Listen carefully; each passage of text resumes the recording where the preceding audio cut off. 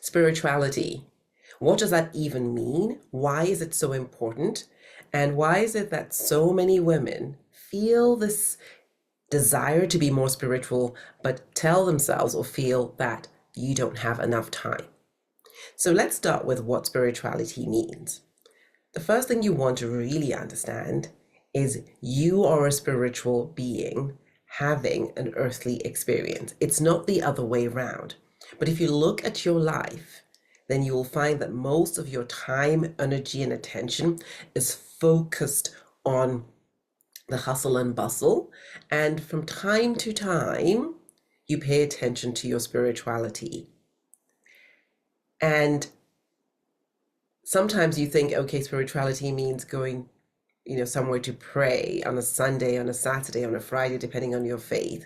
But if you're really honest, those are forms of joint worship, which are great, but you could truly pray and connect individually as well. Now, I simply want to really land why spirituality is so important.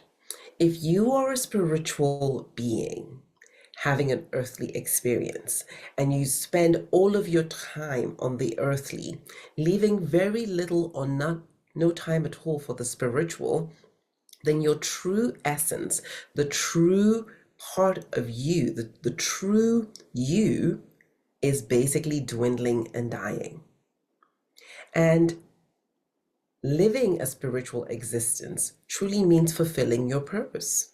That purpose of more consciousness, more awareness, and truly becoming the highest version of yourself spiritually. So no matter how much money you may have, how many accolades you may have collected, all of that is earthly and all of that is great.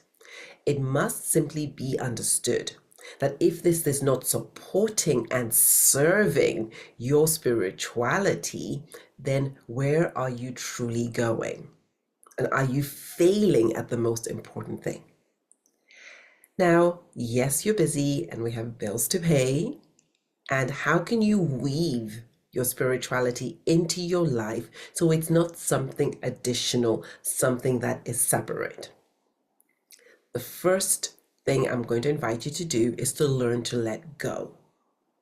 Now, I want you to imagine that you've been eating for months and you have been absorbing what you needed from the food, the nutrition, great.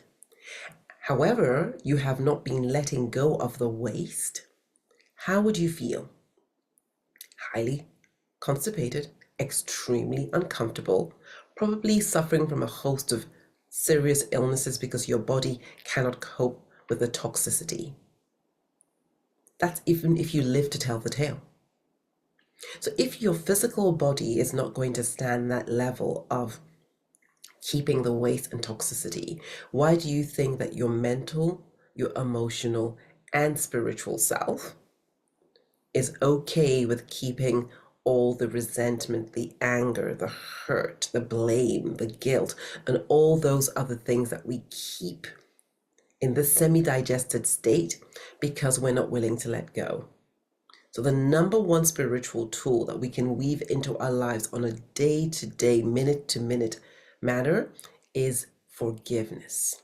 Forgiveness not because the person that did what they did or didn't do what they were meant to do is right. No, it has nothing to do with that. Forgiveness because you love yourself enough to experience things and to let go of what is not serving you. Because you realize that by holding on to all those emotions, all the resentment, anger, blame, shame, all of that, you are basically darkening and weighing down on your energetic field, which affects you mentally, emotionally, spiritually, and even physically. Why would you want all of that? And so it is an act of self-love to be able to experience, yes, maybe the pain and the hurt, but to let it go so you do not keep producing and vibrating at that level. So the next time you're about to hold on to something because somebody did something that was so terrible, ask yourself who is truly suffering when you hold on to things that actually hurt you. The second way of weaving spirituality into your life on a day-to-day basis is appreciation. When you are someone who appreciates things, those things appreciate in your life. And why is this important spiritually? Because gratitude is truly the attitude that takes you to the altitudes. When you are a grateful person, you start focusing on the good in your life. You start focusing on the blessings in your life. You start focusing on what the lessons in your life have permitted you to experience, how they have allowed you grow. And there's this beautiful but very deep saying that basically says, you become what you think about. You become who you think about. And so, when you are focusing on all the good things in your life, imagine how that's affecting your vibration. Imagine who you are becoming. So just the mere fact of focusing on the good in others and focusing on the good in your life, that is affecting you spiritually in a very positive way. And as your vibration rises, your experience of life as well will change. And you don't need a separate time to do this. Just whenever you catch yourself about to complain, ask yourself, is this the attitude of gratitude taking me to the altitudes? Or is this the attitude of complaint and irritation and victimhood? And where is that taking me? And just you watch. By focusing your attention, your energy flowing to certain things, how those things are going to multiply in your life. Now, the third way to weave spirituality into your life is intention. You are a spiritual being, so you are automatically magnetic.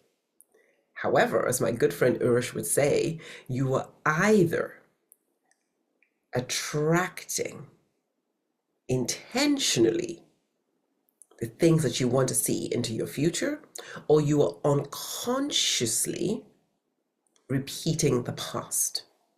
And so when you become someone who wakes up and decides that the day is going to be amazing, I am going to show up powerfully, I am going to show up lovingly, I am going to show up as disciplined, and you not only are intentional about what it is you want to get done and what it is that you want to have, but you become intentional about who you are being, who you have the intention to be, then you now allow that spiritual component magnify your activity and your property, so the things you get.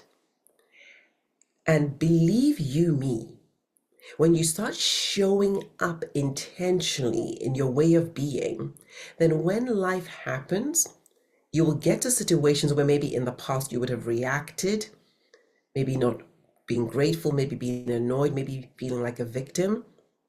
And now you are able to take a pause and response because you've rehearsed it. You've primed your mind for success. And remember, success is not only about the material.